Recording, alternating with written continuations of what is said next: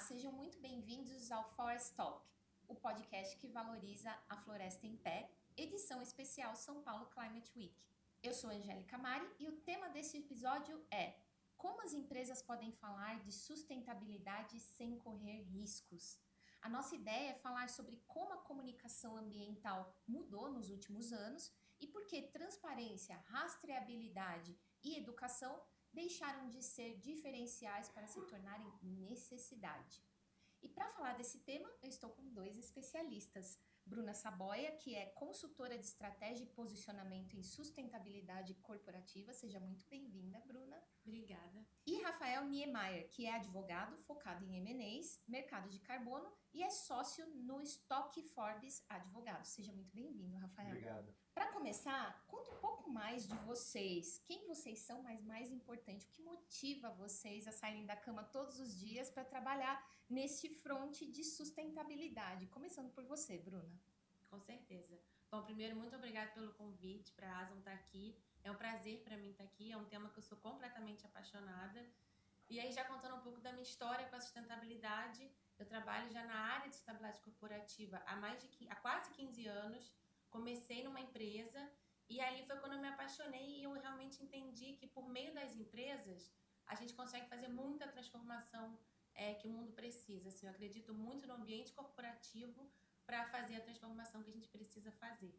E aí, hoje, o que me motiva a acordar todos os dias é justamente transformar o que as empresas causam de impacto, ajudar elas a entenderem o que é esse impacto, o que é a sustentabilidade e fazer com que elas gerem valor com isso e que dê resultado para o negócio. Então, eu atuo muito trabalhando nessa transformação que as empresas precisam fazer para atender essas novas demandas do mercado. Perfeito. E você tem um currículo extenso, né? Trabalhou em grandes você nomes. Que tá Fala um pouco das empresas que você já atuou. Tá. Eu sou formada em administração de empresas. Eu nunca imaginei trabalhar com sustentabilidade. Acho que isso também é legal, né, de se falar, porque a gente vai conhecendo no meio do caminho. Acho que a sustentabilidade é uma jornada. Cada dia a gente aprende mais. Não existe uma empresa sustentável também. Eu sempre gosto de falar isso. E aí eu comecei a trabalhar no varejo. Trabalhei por 13 anos no varejo. Fiz algumas especializações também de sustentabilidade. Fiz grupos de mulheres de sustentabilidade na Colômbia. Isso tudo a gente vai entendendo, inclusive, que o significado de sustentabilidade é muito mais amplo do que as pessoas muitas vezes acreditam, né? E eu trabalho muito também olhando para isso, assim. Então, toda a minha trajetória, os meus estudos que eu faço, olhando para como tangibilizar essa sustentabilidade, trazer para perto das pessoas. Então, fui pro varejo. Hoje eu atendo também pequenas e grandes empresas, acho que é legal falar isso também, porque já é uma área muito demandada também por pequenas empresas, principalmente agência de marketing. Normalmente um grande cliente precisa que essa agência tenha uma estratégia de sustentabilidade, então também ajudo nisso. Muito bom. Trajetória muito rica e um repertório extenso. Sim. Muito legal. A gente vai aprofundar muitos desses temas que você trouxe logo menos. Rafael, conta pra gente um pouco mais de você e também o que te motiva. Claro, acho que o meu é um currículo um pouco mais enxuto do que o da Bruna, né? Eu passei minha carreira inteira praticamente no mesmo escritório, né? Eu tenho muito orgulho de falar que eu comecei como estagiário e hoje eu sou sócio. Enfim, prazer estar aqui também, agradeço o convite, muito legal bater um papo com vocês. Para falar um pouco da minha história na sustentabilidade, acho que ela é uma área nova, né, digamos assim, do que a gente ainda está desbravando no direito. Assim como o mercado inteiro, ele está amadurecendo muito, né? A minha história com a sustentabilidade, ela é pessoal, né? Eu sempre tive bastante interesse, desde do colégio, assim, eu sempre tinha interesse, né, por essas questões de mudanças climáticas, etc. E no direito eu tive a oportunidade de trabalhar dentro do M&A mais tradicional, na área de energia no Brasil, né? E o Brasil ele é um expoente de energia renovável, então 99% do meu tempo era com operações de financiamento, aquisições e vendas de empresas de energia, né? Geradoras de energia renovável, né? Por conta dessa raiz do Brasil. E isso deu a oportunidade de eu poder trabalhar fora, né? Eu trabalhei quase 2 anos em Nova York, no escritório americano, e lá também era uma uma área de financiamento e M&A focado em energia. Lá nos Estados Unidos tem um perfil energético um pouco diferente, então eu acabei trabalhando com outras coisas também, óleo e gás, petróleo, mas também tinha uma veia, tinha uma área ali escondida que era a questão de gás natural renovável. Hoje o biometano aqui também está chegando super forte no Brasil. E aí que foi meu primeiro contato com mercados de carbono, sustentabilidade, e não era muito o dia a dia deles. Então eu acabei me aprofundando muito. Quando eu voltei para o Brasil em 2020, eu pude começar a desenvolver mais essa área no escritório e hoje praticamente mais da metade do meu tempo, ainda faço um M&A mais tradicional, mas eu faço bastante essa atuação para destravar investimento sustentável, né? Tentar aliar um pouco investimentos sustentáveis, né? Florestas, energias de transição energética, social, que, né, mais academia, esse pessoal mais de campo, com a Faria Lima, né, que é onde vem o dinheiro e onde o pessoal tem outra cabeça também mais de retorno. Acho que o meu trabalho é juntar esses dois mundos. Os dois mundos, Isso. né? E me parece ter um perfil um tanto desbravador, né, Rafael? Você olhou ali uma área que era nascente, né? E começou a trabalhar isso no Brasil. Sim.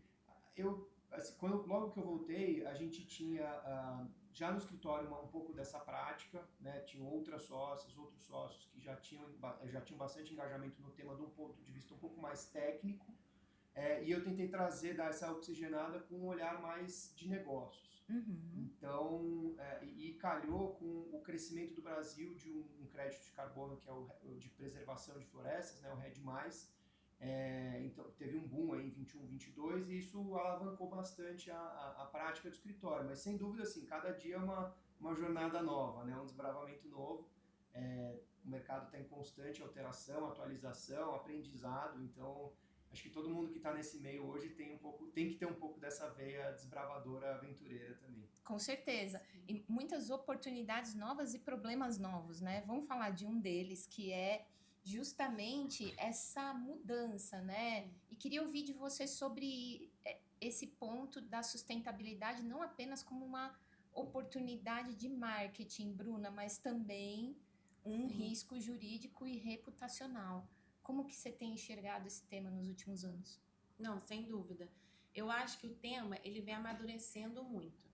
E eu acho que a gente tem conhecimentos diferentes em níveis de maturidade também nas empresas. Então, tem empresas muito avançadas, empresas começando, empresas que ainda vão começar. E eu acho que não existe certo e errado também, porque eu acho que não existe uma perfeição de estratégia de sustentabilidade.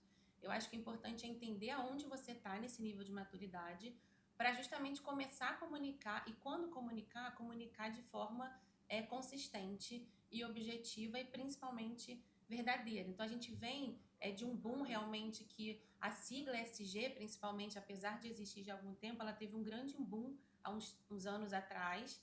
E aí que todo mundo realmente começou a querer falar, foi comitê, a própria carreira teve uma ascensão muito grande. E isso eu acho que agora já vem mais para um patamar de que não é bem assim, não é só comunicar, não é só marketing, porque hoje também a gente já tem muito acesso à informação. Acho que os consumidores estão mais conscientes, os colaboradores, os investidores já sabem o que perguntar, os próprios órgãos, né, também já tem muita questão disso com normas. Então fica muito difícil hoje você só comunicar uma coisa que você não tem. Então eu acho que já existiu esse viés de marketing e as empresas que foram para esse viés não sustentaram até agora porque é insustentável esse viés. E agora eu acho que é muito mais um caminho baseado em legislação, em normas, em certificações, em auditorias.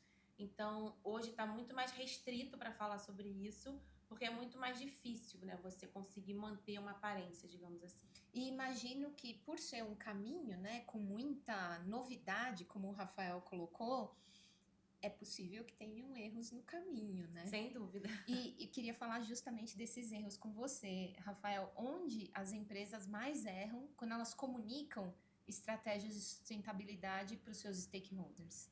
Eu concordo muito com o que a Bruna falou acho que a gente teve um período de mercado que todo mundo olhou isso como oportunidade e saiu fazendo, né? Sem ter dados, sem ter experiência, sem ter muito um objetivo. E acho que esse é o principal erro, né? Você sai fazendo. junto com essa questão de marketing, veio uma questão regulatória, né? A gente teve ali para 2022 a criação, né, a consolidação de alguns estándares de divulgação de sustentabilidade global. O Brasil foi pioneiro em tornar isso mandatório.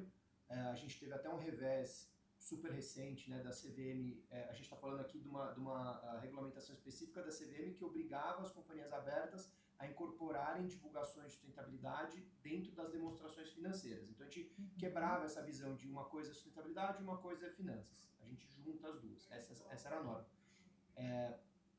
Isso tinha um período de implementação, não era obrigatório. A partir do ano que vem seria obrigatório. A CVM tirou essa obrigatoriedade, está sendo contestado por sociedade civil, Ministério Público, pegou um pouco mal, né? Mas acho que isso mostra um pouco dessa incerteza, né, do mercado e do problema de acelerar muito, talvez. A CVM ela tinha essa visão de fazer aos poucos, de incorporar a visão das empresas, fazer isso em conjunto, de forma a não expor também as empresas, a não obrigar as empresas a uma divulgação de improviso ou sem muitas, ou como era incerto, né? Seria a primeira vez no mercado que teria essa divulgação. Algumas empresas grandes já divulgaram também, mas estava todo mundo aprendendo. Então eu acho que a gente saiu um pouco desse ambiente de querer divulgar, querer fazer, que gerou uma série, né, de reveses ou de dor de cabeça para as empresas, para acho que um contexto um pouco mais de, bom, vamos ver qual que é o mínimo que a gente consegue fazer e a partir daqui a gente continuar construindo um caminho que seja benéfico não só para as empresas, mas para os reguladores e todos os stakeholders. Eu acho que é legal a gente ver um pouco quem que usa essa informação também, né? Eu vejo muito paralelo do que você está trazendo com processos de inovação, né? Que implicam em muita tentativa e erro. Seria correto dizer que precisou que muita gente errasse nesse quesito para possibilitar que as regras fossem criadas também? Acho que assim, tentativa e erro, poucas pessoas estão dando a cara a tapa dentro desse ambiente regulado, eu acho. A gente precisava de mais tentativa, na minha opinião. Mas eu acho que o que é certo dessa afirmação é de que as empresas começaram a pagar um pouco o custo de não olhar para esse tipo de comunicação, né? Isso tanto do ponto de vista de percepção de mercado, de marketing, acho que a Bruna pode até falar melhor desse ponto, mas também com uma veia de negócios, né? Hoje a sustentabilidade, o social, não é por prazer ou por algum viés ou por alguma questão, né? É uma questão de negócios. A gente tem que lidar com a sustentabilidade, com gestão de recurso hídrico, com gestão de pessoas, né? Com enfrentar mudanças climáticas. Tudo isso é uma gestão de negócio. Claro. Avaliar esses riscos, se colocar, você tende a gerar valor ou perder muito valor de marca, né? Então eu acho que a gente tem alguns cases aí no mundo e alguns super, né, recentes e gigantes no Brasil e no mundo inteiro, que acho que aí as pessoas começaram a ficar um pouco com receio de não participar dessa onda, né? Acho que isso que tem dado esse ímpeto aí das pessoas trazerem regulamentação e trazerem o mercado para perto. Então tem problema em sair fazendo sem observar as regras e também de ignorar a pauta, né? Sim. Bruna, queria ouvir de você que critérios podem ser usados para adotar uma comunicação ambiental transparente e, mais que isso, confiável. Sim. Eu concordo muito quando ele fala que a sustentabilidade ela é um olhar amplo. Então, quando a empresa pensa em ser relevante no longo prazo, ela necessariamente, querendo chamar de sustentabilidade ou não, ela vai precisar olhar para pessoas, ela vai precisar olhar para a governança, para clima, para a ética. Isso tudo é sustentabilidade, faz parte da agenda de sustentabilidade. Então, acho que mais do que impacto, uma comunicação ambiental, acho que uma comunicação de sustentabilidade de maneira geral, ela só é eficiente, né, eficaz, se ela tiver uma estratégia por trás disso. Porque se ela não tiver uma estratégia, se fizer de fato para surfar uma onda, digamos assim, ela não vai dar certo. Ela claramente não vai dar certo porque ela não é verdadeira, você não tem indicador para mostrar, você não tem número para mostrar. E quando a gente fala que sustentabilidade gera valor, é isso, porque nenhuma empresa vai prosperar no longo prazo sem olhar para esses pilares, é inviável.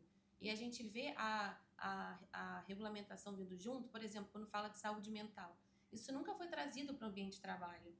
E isso é um custo enorme para a empresa de afastamento. E agora tem a NR01, que também ela está sendo revista, né? Isso é uma prática de sustentabilidade. Então, acho que cada vez essa visão mais integrada e entendendo e tendo uma estratégia por trás, você não precisa fazer tudo também, não existe perfeição. Eu vejo muitas empresas também querendo fazer tudo. Ou do dia para a noite querem virar empresa B, né? Que é uma grande certificação para empresas serem reconhecidas nesse sentido. E é uma jornada, a gente está falando de longo prazo. Então, quando a gente fala de sustentabilidade, a gente necessariamente está falando de sobrevivência no longo prazo. Então, você precisa ter essa resiliência, né, para entender o mercado, mas, ao mesmo tempo, precisa ser verdadeiro. Então, você tem que ter uma estratégia validada, conselho, diretoria tem que saber o que está falando, não existe um departamento que fala, que não comunica com a diretoria. Isso tudo tem que estar muito bem alinhado e amarrado. E estando assim, é quase que garantido que a comunicação vai funcionar. Sim. O que vocês acham que causa esse atropelo de sair fazendo, como o Rafael trouxe? Os consumidores na ponta, por exemplo, exigindo que a empresa se posicione? É oportunidade de mercado?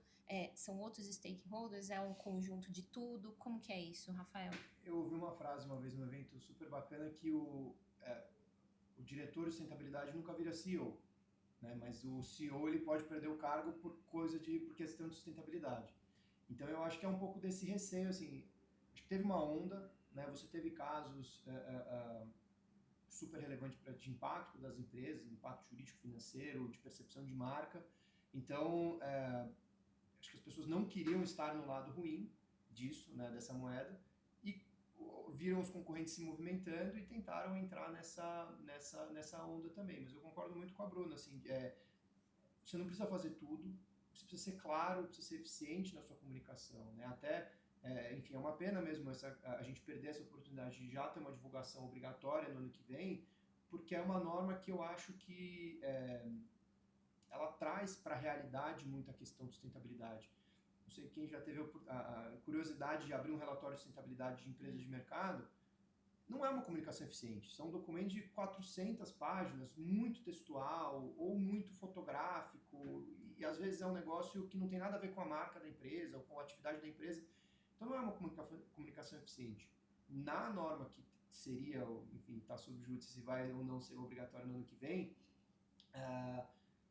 ele tenta simplificar. Então, assim, o que é a métrica do seu negócio? Quais você... e não tem um manual, uma receita de bolo. Quais que você olha? Então, assim, você é uma empresa de tecnologia, quais são as métricas de sustentabilidade que você olha? É uma empresa de tecnologia, com exemplo. Hoje a gente está na moda o data center. Data center, você precisa tem muita pressão hídrica. Você precisa de água para resfriar as máquinas, né, que cuidam do data center. Se você está numa região que tem um problema de escassez hídrica, como a gente tem muito no Brasil, e ainda por pressão climática, você não está cuidando do seu negócio como você deveria. Você não está antecipando um risco do seu negócio. Questão de tecnologia, você precisa ter pessoas bem formadas. A gente tem um êxodo de cérebros no Brasil, né? Tem muita gente indo trabalhar na Europa, nos Estados Unidos, outros mercados. Se essa pessoa sai, essa mão de obra qualificada, quem que fica?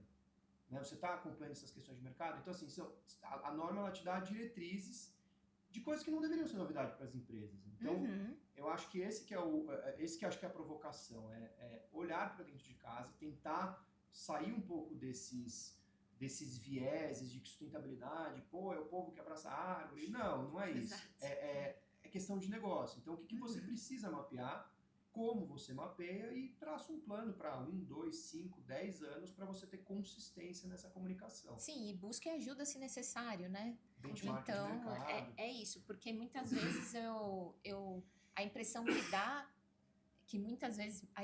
dá, é que há um ensimesmamento das empresas, né? Achando que tem expertise interna para fazer tudo, e nem sempre é o caso, né, Bruna? Exatamente. Assim, eu acho que até uma grande tendência, digamos assim, tá tudo muito unificado.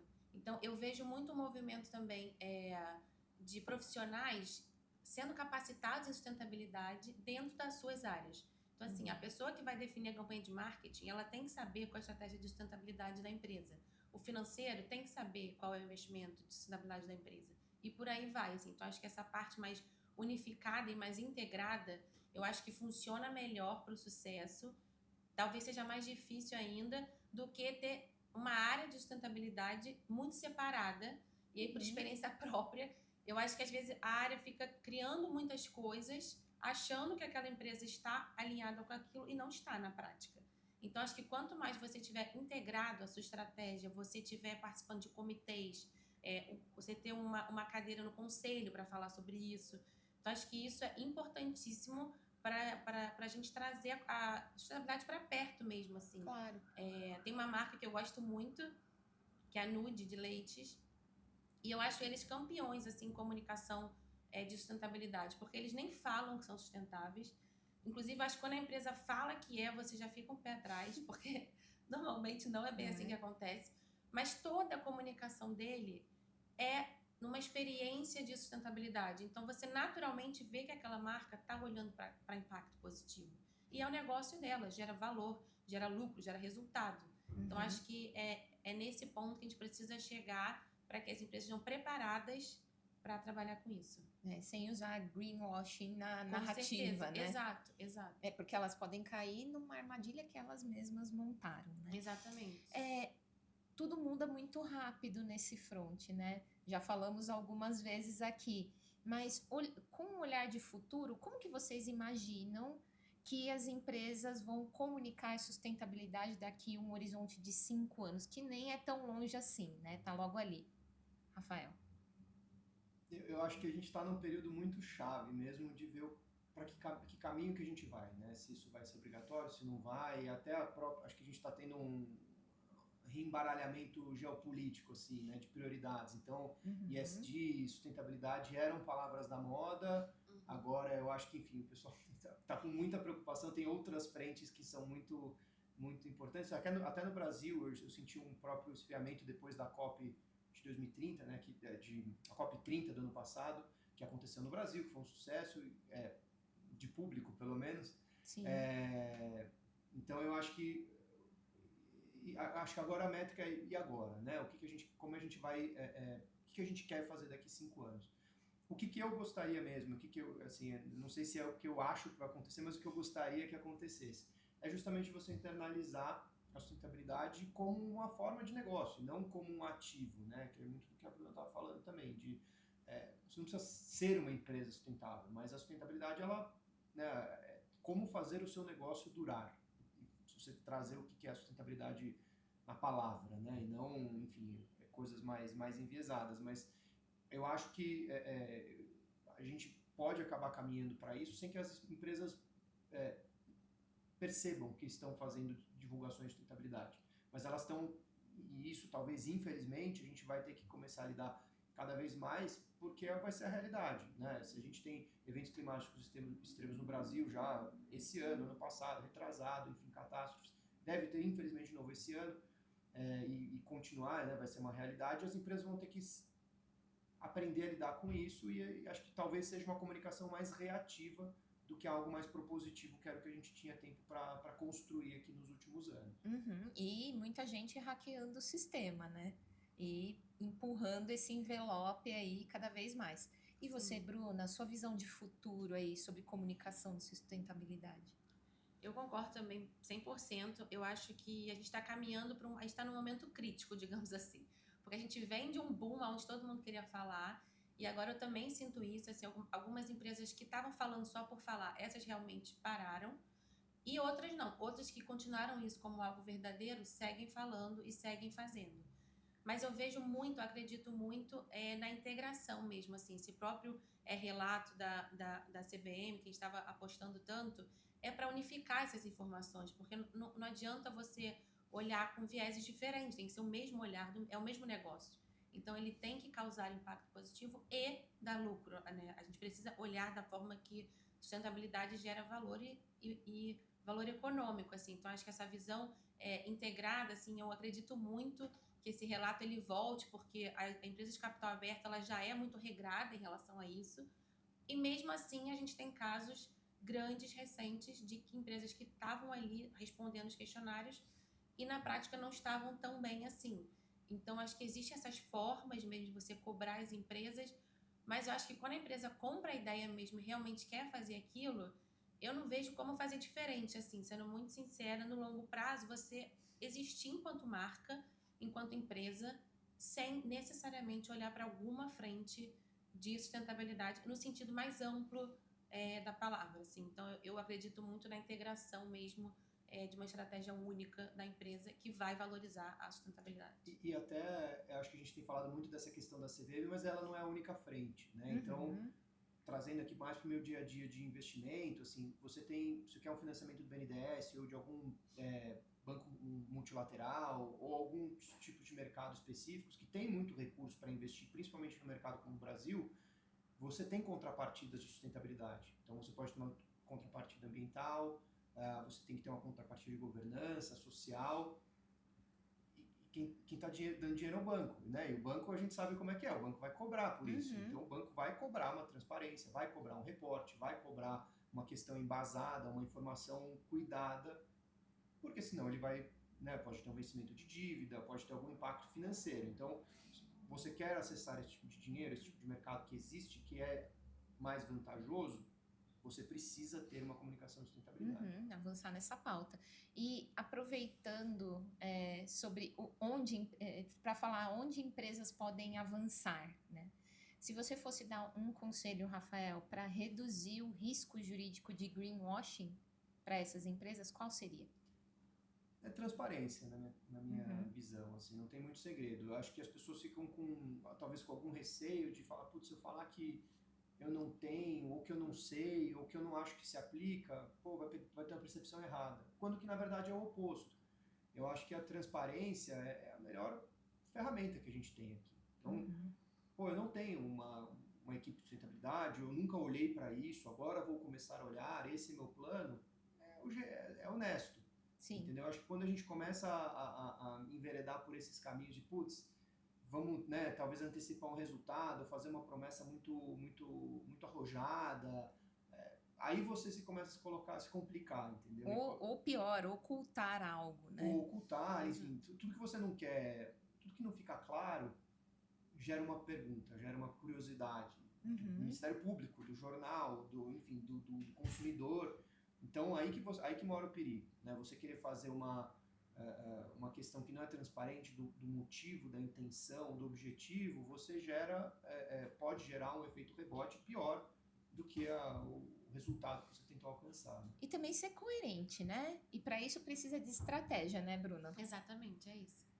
E para finalizar aqui, gente, qual seria a decisão que a gente possa olhar para trás e dizer daqui a 10 anos, foi essa decisão que fez manter a Floresta em Pé valer a pena, Rafael? Eu acho que é, como a gente está fazendo aqui, de mostrar o valor disso, né? Mostrar qual que é o valor de uma cadeia integrada, uma cadeia sustentável, uma questão social, qual é o benefício, né? É legal mostrar, principalmente a gente lida muito com empresa, né? Com a comunicação, com produto, mas é legal mostrar a outra ponta, né? Como isso é importante para você manter uma floresta em pé, o benefício ecossistêmico que isso tem, de cadeias produtivas, de social, de clima. Então eu acho que as pessoas, mostrar esse resultado, divulgar esse resultado e as pessoas entenderem a importância disso, eu acho que aí que é o fundamental para a gente continuar seguindo por um caminho mais coerente nessa sustentabilidade. Faz muito sentido, Bruna. Eu acho que o caminho é esse, assim, eu acredito muito que também está no momento, até retomando um pouco a questão anterior em relação às vulnerabilidades que as empresas têm, né? Então, acho que a gente está no momento hoje que as pessoas estão querendo conhecer aquela empresa, inclusive as suas falhas. Acho que aproxima até mais do que quando vem uma empresa perfeita falar que tem tudo e não tem na prática. De repente, dá aquele escorregão. Exato, exatamente. Que vem, então, né? Claro que vem, porque não tem base aquilo que ela está falando. Então, eu acredito muito que quando a empresa conta que ela realmente sabe que ela está falhando aqui, mas que ela está fazendo para melhorar, que em tantos anos vai melhorar tanto, no outro ano tanto.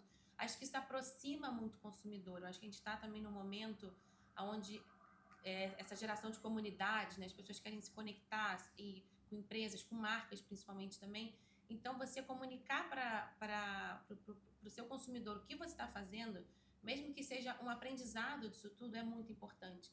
Então, eu acho que uma decisão muito importante ser tomada hoje é você olhar para o seu negócio como um todo, assim, sua cadeia de valor, sabe? Quem são os seus stakeholders ali? O que você pode fazer para engajá-los nessa cadeia, assim? Então, hoje, eu atendo pequenas empresas, por exemplo, que têm como clientes grandes clientes, que exigem dos seus fornecedores que tenham essa estratégia, elas foram buscar a ter, e elas não tinham nada, e cada ano elas vão evoluindo, assim, tem vários compromissos, adesões que as empresas podem fazer para, de fato, ir aprendendo a como construir esse caminho, digamos assim.